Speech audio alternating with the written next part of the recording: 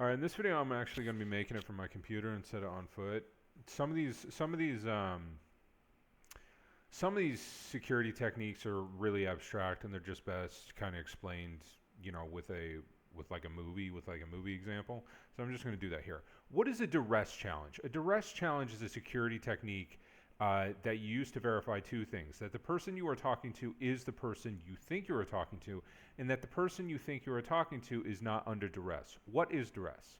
Duress, threats of violence, constraints, or other action brought to bear on someone to do something against the will or better judgment, right? So anything that isn't free will. Example in a sentence: confessions extracted under duress. Synonyms: compulsion, force, pressure, blah, blah, blah, blah, blah. Antonyms: free will. Examples of a duress challenge.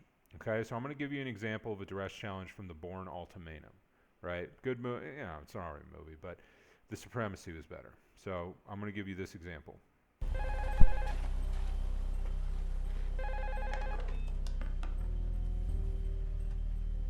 Hello? Who is this? This is Nikki Parsons. She was Treadstone. Logistics. She was with us when we hunted Bourne in Berlin.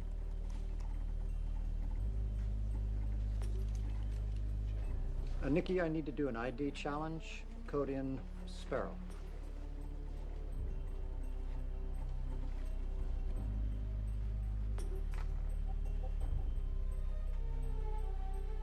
Response Everest. Nikki, this is Noah Vosa. Okay, so there you go. That's an example. If you watch the movie, it makes sense. Basically, Nikki wants to fuck Bourne, and that's why she's responding that everything's hunky dory. So why am I showing you this, right? So if you're over the phone with somebody and you want to make sure that there's not a gun to their head, right? If you want to make sure that they're okay and that they're not actually under duress, being forced to say that they're okay, right? So what do you do? What do you do, right? Here's an example, right? In this movie, it was like, if you're under duress, response Ruby. If you're everything's fine, response Everest.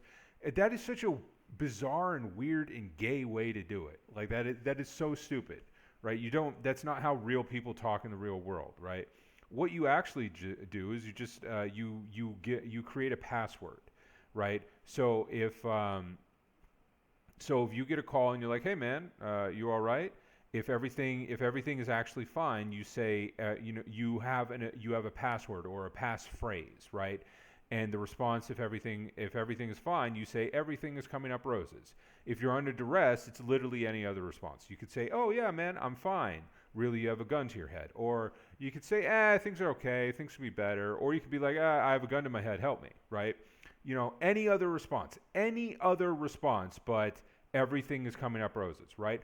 Or that person could call you and be like, yeah, I'm over here at the house, and everything is coming up roses. But really, it works when you have a challenge question, right? Are you okay, right? Are you all right? And the response is, everything. You have a passphrase. This is the passphrase that you two agree on, earlier, right? Because you speak to your friend, right? You speak to whoever, and you agree on a passphrase, and which is everything is coming up roses. And then if they ever ask the question, "Are you all right?" over the phone or over text or somewhere where they're not physically with you, right? It could be a situation where they walk into your business, right? And you're in another room, but they see you. Okay, they see you through a doorway, but they don't know that there's a gun to your head, right? The man holding the gun to your head is off; he can't see him, right? So, and you ask the question, "Hey, man, are you all right?" And you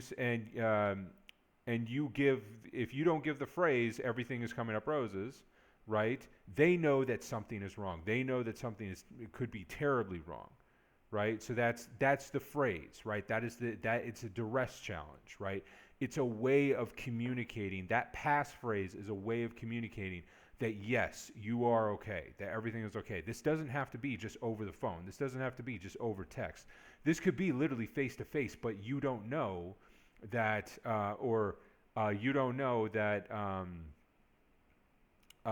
that they're being held at gunpoint, right? So you don't know that they could be under duress, right? So you have this passphrase, right? And that you have that agreed upon passphrase. Everything is coming up roses. That's their special way of communicating to you that not only that everything is actually okay, right? But then you could also if they have to run off and they have to go to a potentially dangerous situation, right? You could give them a call, and you could have that agreed upon passphrase. Everything is coming up roses. That they'll give you a call, or you give them a call, and if they say everything is coming up roses, that means everything legitimately is okay, right? Or if they give any other response, you know that something is not okay. You know that they are under duress, right? And they can't say it, right? So that could be the situation, right? It could be your passphrase could be used as just hey, everything is okay. You could use it day to day, or you could use it for one extreme situation, right? Or you could create another one for another situation, like everything is everything is the bee's knees, right? Whatever.